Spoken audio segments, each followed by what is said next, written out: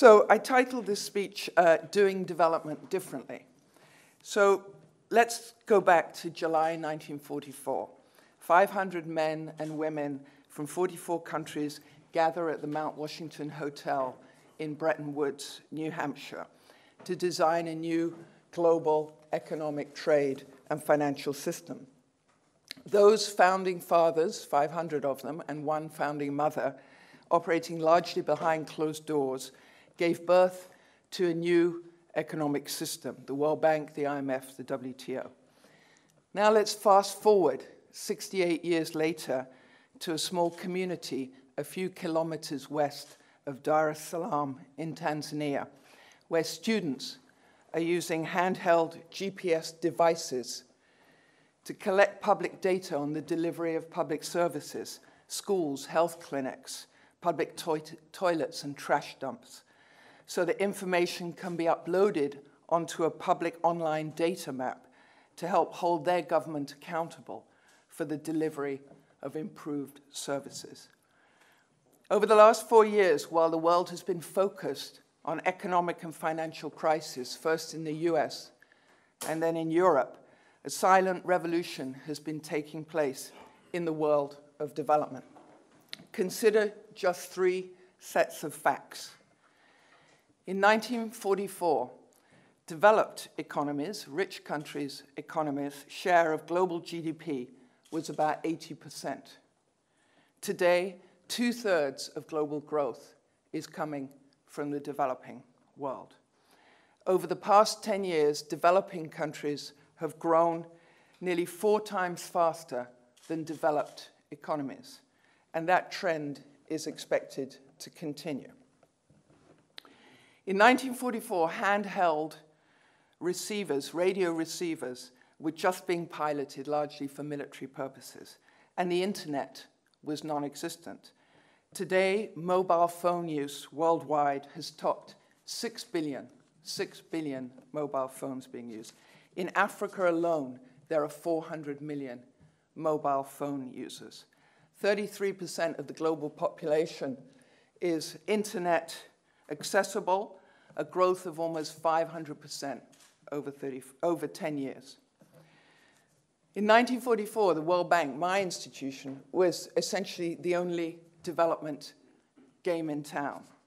Today, we see bilateral donors, vertical funds, private sector flows, foundations, civil society organizations. The Index for Global Philanthropy and Remittances has estimated in the US alone, private philanthropy is now $35 billion a year. That's some 60% larger than official development assistance. And developing countries themselves are now donors, donating somewhere between 12 to 15 billion. So what does this silent revolution mean for development? First, I think it means that development will be, and increasingly is, flatter. It's no longer about knowledge flowing from north to south, west to east, developed to developing. New multiple poles of growth, of influence, and of success are transforming the traditional prism of donor and recipient, broadening our concept of one-size-all development models. In 2008, you may remember the Independent Commission on Growth, chaired by Nobel laureate Michael Spence, released a report underscoring that policymakers need to customize and experiment with policies rather than follow a rigid set of guidelines. He was perhaps too polite to add that those guidelines came almost exclusively from the developed world. The financial crisis in Europe and the US have not only further encouraged emerging markets and developing economies to look elsewhere. Today, it's India's model for information technology being studied across the African continent. Conditional cash transfer systems from Brazil and Mexico being piloted in New York City. Rwanda taking its inspiration for rural agriculture from China's experience in terracing degraded hillsides. And what applies to projects and programs applies equally to economic policies. Developing countries and emerging markets can choose from a much larger menu of economic examples. Second, it means that just as traditional hierarchies and influence among states are beginning to erode as economic balances of power shift, so hierarchies within states are changing. Development is being democratized before our eyes as top-down interventions are giving way to much more participatory solutions. We saw it in Uganda, where health workers in 50 health centers across the country were inspired to work harder after community monitoring, resulting in a 33% drop in child mortality. Or South Kivu in the Democratic Republic of Congo, where citizens are using mobile phones to vote for local budget priorities. It's meant more funds at the local level for public services, and as a result, citizens more willing to pay taxes. In some local communities, tax collection has multiplied up to 16 times. Development is no longer about experts in foreign capitals making suppositions about people in distant communities. Civil society matters for development and for development effectiveness. A robust civil society can keep a check on budgets, seek and publish information, challenge stifling bureaucracies, throw a spotlight on corruption, and monitor service delivery. Civil society can insist on rights for citizens, and civil society can assume responsibility too. Third, this new world means that development is now about a network of interventions and actors, public and private, global and local. It's about policy as much as transfers of money. It's about intervention as much, innovation as much as investment, and it's about global public goods as much as domestic policy. The traditional silos between public-private and between government foundations, CSOs, private sector, between local, regional, and international interventions have broken down. And fourth, this new world means that development must now be about openness. Effective development can't be done behind closed doors, swathed in a fog of secrecy or reserved for experts only. Modern technology won't allow it, citizens won't tolerate it, and development effectiveness should decry it.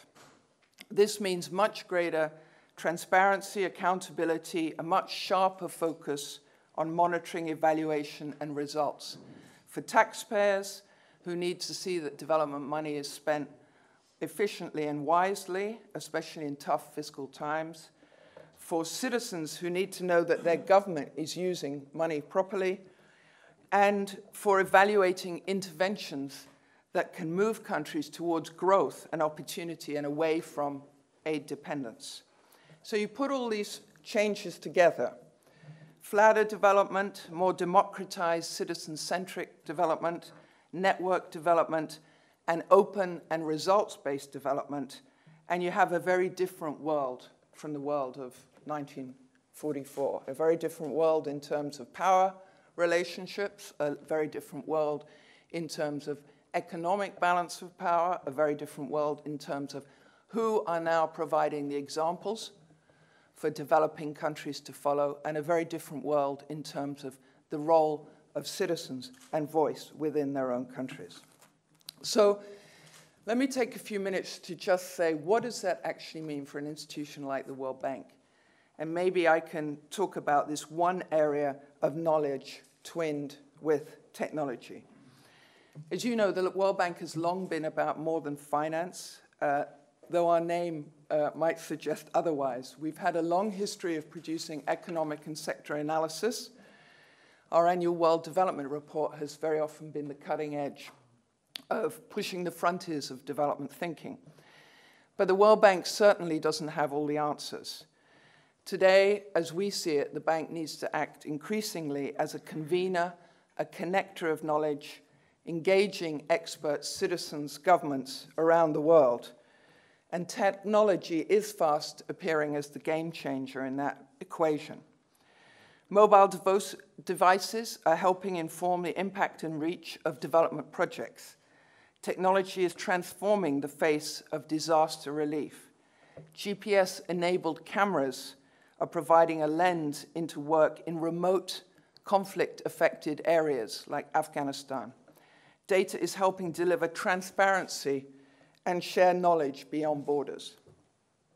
2 years ago, the bank opened up a access to information policy, freedom of information policy, the only international institution to have done that.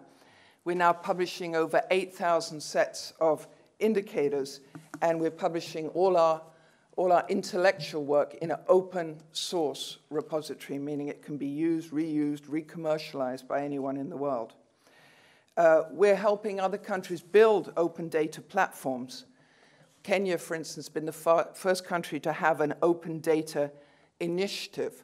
It's now possible for anyone in Kenya to obtain census or budget data, check on spending at the country level, or even find a nearby health facility. Moldova's followed suit. Mongolia and Nigeria are in train. We're also investing in software platforms, new apps that we ensure that we will give people the tools to do their own household surveys, that we will give people the tools to be able to ensure that local communities, local farmers can get information on local prices without having to go through expensive intermediaries. Today we have a World Bank app that gives financial information all around the world, and an integrity app that allows people to send in pictures of corruption, badly built roads, buildings. These are all interventions that can help connect individuals with hitherto inaccessible information, and by doing so, democratize information and strengthen accountability. But modern technology allows us to go one step further. Crowdsourcing, tapping into the collective skills of the public across the globe to address specific development challenges. Remember the 500 delegates at Bretton Woods? That can now be 500, 1,000, 1,500, 3,000 delegates all around the world brought together to solve a concrete development project. Crowdsourced hackathons hosted by the bank have now helped us respond to disasters in Haiti and Pakistan. Crowdsourcing in Haiti saw the bank sponsor low-level imagery, photographs of all the structural damage, upload it to a web where 600 structural engineers all around the world, some in Ireland, were able to come in, identify structural damage, and give it back to the Haitian government and the rescue workers, just from sitting in their own seats at home, collective, helping to solve development problems. Just last week in Washington, software developers connect with software developers in 28 sites around the globe to bring solutions to water problems in Uganda, connecting South-South solutions, no longer intermediated by rich countries in the North. And community mapping can help fill crucial development gaps. It's a simple but harsh reality that throughout the developing world, most countries don't have basic data about where even their education and health points were. A recent mapping of 100 health facilities in Kenya found that only 25% of the clinics, 20% of the schools actually mapped official data. 75% of the sites needed to be updated. Lack of knowledge of that kind of infrastructure makes it almost impossible to track service delivery, improve service delivery for the poor, respond to disasters when they strike. So community mapping can fill a hole in our development knowledge and our development approaches. We recently held a mapathon with the diaspora in South Sudan, all living outside South Sudan, to be able to map some of the locations of health education facilities in South Sudan. Second, beneficiary feedback. I don't want to talk at great length at this, But beneficiary feedback, I think, offers the potential to really democratize the development impact. And perhaps I'll stand back for a minute and say, why are these supposedly technological things important?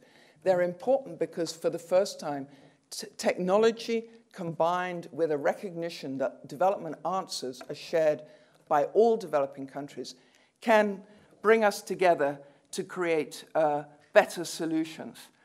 Direct beneficiary feedback can be built into projects and programs. In Ghana, Sierra Leone, and 6 other countries, we're now including beneficiary feedback into our project evaluation. In India, district health officials now track outputs, identify supply constraints, and gather health metrics from women attending health clinics via very simple handheld devices. And beneficiary feedback, pointing to the fact that at the bank we will eventually have what we call B supervision, beneficiary supervision of all our projects, also allows us to get into measuring the unmeasurable. So open data, crowdsourcing, beneficiary feedback. This, as I say, is a very different world from 1944. A world where technology can allow us to leap traditional divides between elites and citizens. A world where if we say 2/3 of global growth comes from developing countries, we can begin to recognize that perhaps 2/3 of global ideas might come from developing countries. And to those who say these solutions are much too high-tech, you're dreaming, I would say remember those 400 million cell phones in Africa. Just take Kenya, a country I recently came back from. Today in Kenya, 3 out of 4 adults pay their bills and transfer money through a mobile phone. 3 out of 4 adults in Kenya. That means mobile technology is now available to help democratize the development process. That was a Kenyan-born initiative. This is not tomorrow's world. This is today. But let me sound a note of warning. We estimate that over the last 10 years, IDA, our World Bank's Fund for the Poorest, to which Ireland contributes, has helped immunize 310 million children, provided access to water for over 113 million, is supporting better education for 100 million children every year. And Ireland certainly should be proud of that success story. IDA has been a success story. But despite all the advances, without basic information of development and in developing countries, we can only go so far. All of us in the development community need to know a lot more about what works and what doesn't in development, so we can better use knowledge and technology in a global search for development solutions.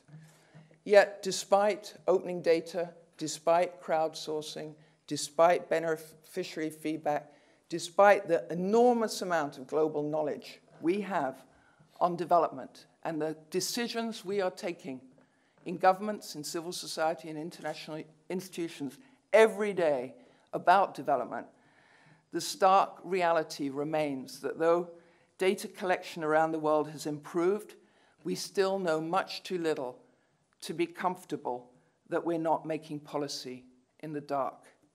In 2003, only 4 countries had 2 data points for 16 or more of the 22 principal indicators for the Millennium Development Goals. By 2009, this has improved to 118 countries. Data remains a matter of life and death. In 2009, the births of 50 million children went unrecorded. They entered the world with no proof of age, no proof of citizenship, no proof of parentage. That same year, 40 million people died unnoted except by family and friends. In South Asia, only 1% of the population is covered by complete vital registration records. In sub-Saharan Africa, only 2%. Lacking effective registration systems, countries must rely on frequent and very expensive surveys to estimate the vital statistics needed to support the core functions of government and to plan for the future. Innovative programs to gather high-frequency data on household welfare using mobile devices are in a pilot stage now. These programs will supplement data from household surveys to provide up-to-date information on food consumption, price changes, weather, quality of service delivery, access to services, and other important topics. This holds the potential to provide powerful and timely information for citizens and policymakers at all levels of decision-making. Like the Renaissance cartographers before us, we need to map our world. Technology can help, citizens can help, international institutions can help. But as we partner for development solutions, as we democratize development, as we flatten development, and as we navigate this new world, we need a new global initiative to ensure that in no corner of the world are we navigating development in the dark. And I hope very much that Ireland can partner with us on this global imperative. Thank you very much.